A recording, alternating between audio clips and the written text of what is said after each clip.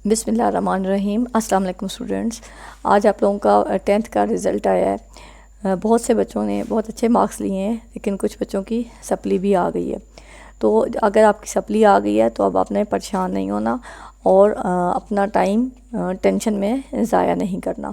आज मैंने आपका लिए जो वीडियो बना रही हूँ उसका मकसद सिर्फ ये है कि आपको अगर आप सप्ली आ चुकी है या आप इम्प्रूवमेंट देना चाहते हैं तो आपको क्या क्या क्वेश्चंस आपके माइंड में होंगे तो उनका मैं आंसर देना ज़रूरी समझती हूँ। पहले जो आपके माइंड में आता है कि सप्ली के एग्ज़ाम्स आप कितने टाइम दे सकते हैं। अगर आपकी सप्ली आ चुकी है तो आपके पास 3 चांस होते हैं सप्ली क्लियर करने के लिए, ठीक है। एक तो आपका सेकंड एनुअल 2025 होगा, उसमें आप सप्ली का इम्तिहान दे सकते हैं। उसके बाद फर्स्ट एनुअल 2026 होगा, उसमें भी आप सप्ली अपनी क्लियर कर सकते हैं। और जो लास्ट चांस है आपके पास वो है सेकंड एनुअल 2026, उसमें आप अपनी सप्ली क्लियर कर सकते हैं इंशाल्लाह। जो सप्ली होती है वो फर्स्ट या सेकंड अटैम्प्ट में ही क्लियर हो जाती है। अगर आप आराम से और रिलैक्स होकर तैयारी करें फुल कंसंट्रेशन के साथ तो इंशाल्लाह आपकी सप्ली पहले चांस में ही क्लियर हो जाएगी। उसके बाद जो बच्चों के माइंड में क्वेश्चन आता है वो ये है कि एडमिशन सप्ली का वो किस तरह से आप अप्लाई करेंगे या इसकी फ़ीस क्या होगी। एडमिशन जो है आपका, क्योंकि आज रिज़ल्ट आया है 24 जुलाई को, तो आपका रिज़ल्ट आने के नेक्स्ट डे यानी 25 जुलाई से आप सप्ली के एडमिशन अपना भेज सकते हैं। इसकी फ़ीस जो है वो जो आपने पहले 9th और 10th के लिए फ़ीस दी थी उसके से सिर्फ 500 ही ज़्यादा होगी। लेकिन कोशिश करें कि आप जो एडमिशन भेजेंगे वो जल्द अज़ जल्द भेज दें, क्योंकि इसमें कुछ दिन ही आपके पास होंगे। अगर आप लेट हो गए तो फिर आपको डबल या ट्रिपल फ़ीस के साथ अप्लाई करना होगा। और आपके जो पेपर हैं वो कब होंगे, इस क्वेश्चन का ये जवाब है कि ये आपके पेपर 45 डेज़ के बाद हो जाते हैं स्टार्ट, ठीक है, रिज़ल्ट के 45 डेज़ के बाद। लेकिन ज़्यादातर जो डेज़ हैं वो 55 तक आपको मिल जाते हैं, क्योंकि अभी आपने ज़ाहिर पे एडमिशन अप्लाई करेंगे बच्चे, उसमें 10-15 दिन लग जाएंगे। उसके बाद आपकी डेट शीट आती है और रोल नंबर स्लिप्स, तो इसमें कुछ आपके डेज़ जो हैं वो 55 तक हो जाते हैं, ठीक है। तो अब आपने, इसीलिए मैं आपसे कह रही हूँ कि आप पैनिक ना करें और रिलैक्स होकर अपनी तैयारी स्टार्ट कर दें, ताकि आपके पेपर बहुत अच्छे हो सकें और आपका कोई भी डे ज़ाया ना हो, ठीक है।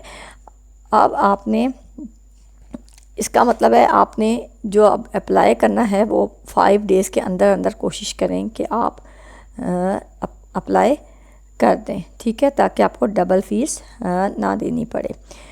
उसके बाद रिज़ल्ट की जो है आपका, बच्चे कहते हैं कि रिज़ल्ट हमारा कब आएगा, तो रिज़ल्ट आपका जब आप अप्लाई कर चुकोगे और आपका पेपर भी हो जाएगा तो 1.5 महीने के बाद आपका रिज़ल्ट आ जाएगा, ठीक है। अब आपके बाज़ जो बोर्ड्स हैं उन्होंने 10 अगस्त जो है वो फॉर्म जमा कराने की आखिरी तारीख रखी है, ठीक है। तो अब आप स्कूल के ज़रिए या आप प्राइवेट हैं तब भी आप वेबसाइट से जाके अपने सप्ली के लिए अप्लाई कर सकते हैं, ठीक है। और इसका जो पेपरों का आगाज़ है वो सितंबर के में हो जाएगा, ठीक है। तो इसलिए अब आप टाइम अपना वेस्ट ना करें। आपसे दूसरा एक बच्चों के दिमाग में क्वेश्चन आता है कि अब हम तैयारी कैसे करें। अब आपने तैयारी इस तरह से करनी है कि आप ने जो क्वेश्चन टॉपिक्स पहले याद किए थे या वो आपको अब या भूल गए हैं, लेकिन आपने उनको पढ़ा था, याद किया था, उनको आप दोबारा रिवाइज़ करेंगे, ठीक है। सबसे पहले आप इसकी तैयारी करेंगे जो आपने पहले टॉपिक्स तैयार किए हुए, ठीक है। इसके अलावा गेस्ट पेपर्स भी मिलते हैं और कुछ मैं अपनी चैनल पे भी अपलोड कर दूंगी, वहाँ से भी आप तैयारी कर सकते हैं। अगर आप मुझे कमेंट बॉक्स में बताएं कि आपकी किस सब्जेक्ट में सप्ली आई है और किसका गेस्ट पेपर आपको चाहिए। अब इसके अलावा एक जो नेक्स्ट क्वेश्चन जो बच्चे स्टूडेंट्स बहुत कर रहे हैं वो ये है कि आप इम्प्रूवमेंट कैसे दे सकते हैं। इम्प्रूवमेंट के लिए ज़रूरी है कि आप अगर आप 10th की इम्प्रूवमेंट मिसाल के तौर पर फ़िज़िक्स की देना चाह रहे हैं तो आपको 9th का पेपर भी देना होगा, ठीक है। तो ये दोनों आपको देने होंगे, तब आप एक सब्जेक्ट के लिए अपीयर हो सकते हो। नहीं, अगर आप एक का नहीं देना चाहते तो आपको फिर 10th के सारे पेपर्स देने होंगे। और इसी इम्प्रूवमेंट के क्वेश्चन के साथ ये भी एक क्वेश्चन होता है कि अगर आपके खुदा न खास्ता दूसरी तरफ जब आप इम्प्रूवमेंट का पेपर दे रहे हों तो नंबर्स आपके कम आ जाएं तो आपके कौन से जो नंबर्स होंगे वो काउंट होंगे, तो आपके जो नंबर ज़्यादा होंगे वो काउंट होंगे। यानी मिसाल के तौर पे आपने केमिस्ट्री के पेपर आपने इम्प्रूवमेंट के लिए दिया है, ठीक है। तो पहले आपके मार्क्स अगर 58 थे और अब आपके 45 आ गए हैं तो आपके जो मार्क्स हैं वो 58 वाले कंसीडर होंगे, ठीक है। जो ज़्यादा होते हैं वो ही कंसीडर होते हैं, इस लिहाज से आपने परेशान नहीं होना, ठीक है।